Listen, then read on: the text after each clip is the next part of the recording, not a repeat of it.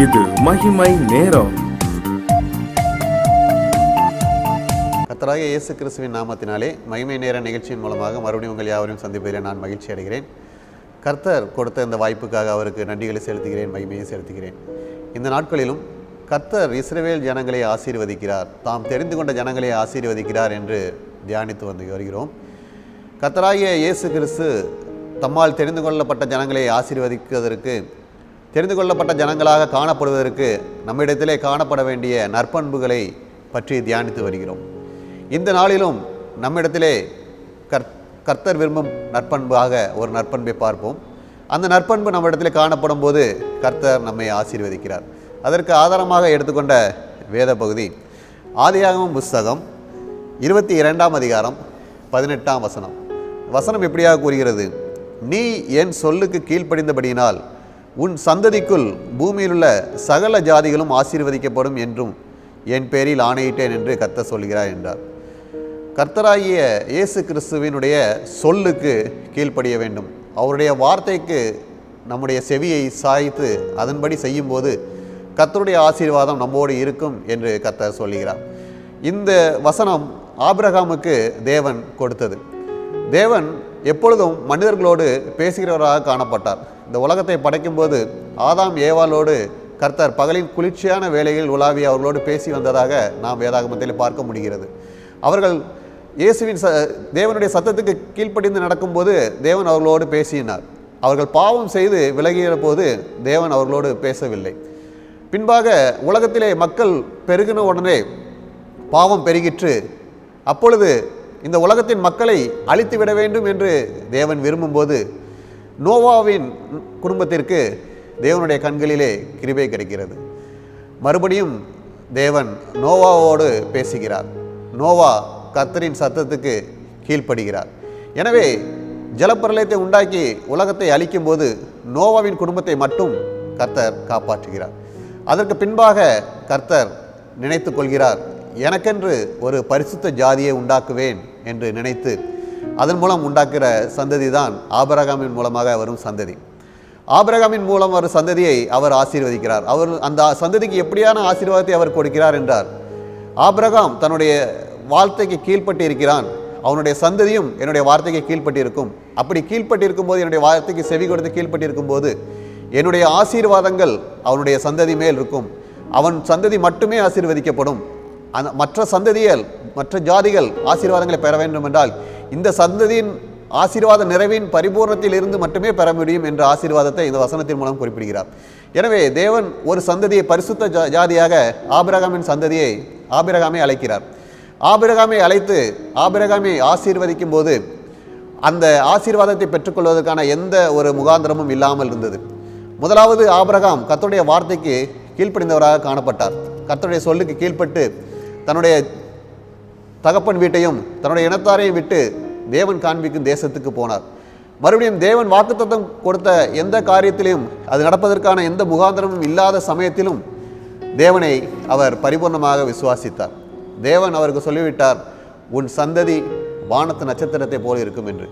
ஆனால் எந்த ஒரு சூழ்நிலையும் அதற்கு சாதகமாக இல்லாத சூழ்நிலையிலும் அவர் கர்த்தருடைய வார்த்தையை மெய்யாய் விசுவாசித்தார். கர்த்தருடைய சொல்லுக்கு கீழ்ப்படிந்து கர்த்தர் என்னென்ன சொன்னாரோ அதன்படி கீழ்ப்படிந்து அவர் செய்து வந்தது நிமித்தமாக கர்த்தர் ஆபிரகாமை ஆசீர்வதித்தார்.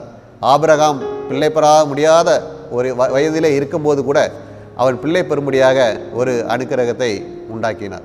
பாருங்கள், ஆபிரகாமின் சந்ததியை தேவன் ஆசீர்வதிக்கிறார். அதன் மூலமாக வந்த ஜனங்கள் தான் இந்த இஸ்ரவேல் மக்கள், யூதர்கள். நாம் வேதாகமத்திலே பார்க்க முடியும், இயேசுவே சொல்கிறார், உங்களை ஆபிரகாமின் பிள்ளைகள் என்று சொல்லாதீர்கள், இந்த கல்லுகளாலே ஆபிரகாமுக்கு பிள்ளைகளை உண்டு பண்ண முடியும் என்று சொல்கிறார்.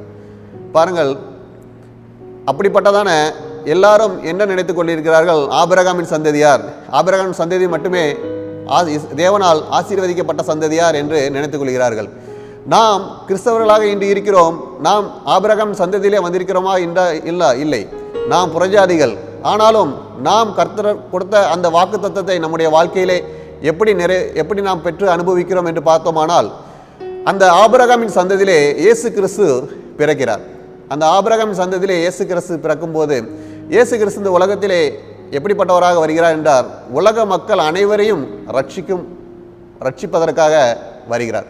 தன்னுடைய ஜீவனை உலக மக்களின் அனைவருக்காகவும் கொடுக்கும்படியாக வருகிறார். எனவே புறஜாதிகள் அனைவரும் ரட்சிக்கப்பட்டு கிறிஸ்துவினுடைய மந்தையிலே சேர்க்கப்படும் போது அந்த சந்ததி இயேசு கிறிஸ்துவின் சந்ததியாக மாறிவிடுகிறது. வேதாகமத்திலே கலாத்தியர் 3ஆம் அதிகாரம் 16ஆம் வசனத்தை பார்க்கும்போது அந்த சந்ததி கிறிஸ்துவே என்று பார்க்கிறோம். இயேசு கிறிஸ்து முன்னறிவித்து அந்த சந்ததியிலே வந்து புறஜாதியாக இருக்கிற மக்களும் அந்த ஆபிரகாமின் ஆசீர்வாதத்தை, ஆபிரகாம் சந்ததிக்கு கொடுத்த ஆசீர்வாதத்தை அவர்களும் பெற்றுக்கொள்ள வேண்டும், அவர்களும் ஆபிரகாம் சந்ததியோடு சேர வேண்டும் என்று நினைத்து அந்த நமக்கு ரட்சிப்பை கொடுத்து நம்மையும் ஆபிரகாமின் சந்ததியோடு இணைத்து இருக்கிறார். அதனால தான் நாம் இன்றும் கர்த்தரை நம்பி கர்த்தருடைய வார்த்தைகளை கேட்டு கர்த்தருக்கு கீழ்ப்படிந்து நாம் நடக்கும்போது கர்த்தர் நம்மோடு இருந்து நமக்கு ஆசீர்வாதங்களை தருகிறார். இப்பொழுது நமக்கு நன்றாக புரிந்திருக்கும், நாம் ஆசீர்வதிக்கப்பட்டிருப்பதற்கு காரணம் கர்த்தர் ஆபிரகாமுக்கு கொடுத்த, அவன் சந்ததிக்கு கொடுக்க வேண்டும் என்ற ஆசீர்வாதத்தை இயேசு கிறிஸ்து தாமே அந்த ஆபிரகாம் சந்ததியிலே பிறந்து புறஜாதியாக இருந்த நம்மை அவருடைய ஆபிரகாமின் சந்ததியிலே சேர்த்து கிறிஸ்துவின் சந்ததியாக இணைத்து கொண்டு ஆபிரகாமுக்கு கொடுத்த அதே ஆசீர்வாதத்தை நமக்கு கொடுக்கிறார். நம்மை ஆசீர்வதித்து நம்முடைய ஜாதிகள், நம்முடைய வம்சத்தின் ஆசீர்வாதத்தின் மூலம் மற்ற ஜனங்கள் நம்முடைய ஆசீர்வாதத்தின் பரிபூர்ணத்தில் ஆசீர்வாதங்களை பெற்றுக்கொள்ளும்படி கிருபை செய்கிறார். எனவே இயேசு கிறிஸ்துவை ஏற்றுக்கொண்டு இயேசு கிறிஸ்துவனுடைய சொல்லை கேட்டு அதன்படி கீழ்ப்படுகிற அனைவரும் இயேசு கிறிஸ்துவினால் ஆசீர்வதிக்கப்படுவார்கள் என்பதை இதன் மூலமே நாம் பார்க்க முடியும். எனவே ஒவ்வொருவரும் கர்த்தரை ஏற்றுக்கொண்ட, இயேசு கிறிஸ்துவை விசுவாசத்தை ஏற்றுக்கொண்ட ஒவ்வொருவரும் ஒவ்வொரு நாளிலும் கர்த்தருடைய வார்த்தைகளை கேட்டு கீழ்ப்படிவோம். கர்த்தர் நமக்கு கொடுத்த வாக்குத்தத்தங்கள் நிறைவேற காத்திருப்போம். கர்த்தரையே பற்றி கொள்வோம். கர்த்தருடைய கருத்திலிருந்து ஆசீர்வாதங்களை பெற்றுக்கொண்டு நிறைவான வாழ்க்கை வாழ கர்த்தர் கிருபை செய்வாராக. ஆமேன். ஜெபம். கர்த்தாவே, இந்த நாளிலும் உம்முடைய சொல்லுக்கு கீழ்ப்படுகிறவர்களை நீர் ஆசீர்வதிக்கிறீர் என்று பார்த்தோம். ஆண்டவரே, ஆபிரகாம் சந்ததியை ஆசீர்வதித்தீர். ஆண்டவரே, நாங்களும் உம்முடைய பிள்ளைகளாக உம்முடைய ஜனங்களாக சேர்க்கப்பட்டு உம்முடைய சொல்லுக்கு கீழ்ப்படியும் போது எங்களையும் ஆசீர்வதிக்கிறீர். ஒவ்வொரு நாளும் உம்முடைய சொல்லுக்கு கீழ்ப்பட்டு உம்முடைய சொல்லின்படி நடக்க, உம்முடைய வார்த்தைகளை கேட்கிறவர்களாக அதன்படி நடக்கிறவர்களாக காணப்பட்டு உம்முடைய கருத்திலிருந்து ஆசீர்வாதங்களை பெற்றுக்கொள்ள கிருபை செய்ய வேண்டுமாய் இயேசு கிறிஸ்து மூலம் ஜெபிக்கிறோம் நல்ல பிதாவே. ஆமேன்.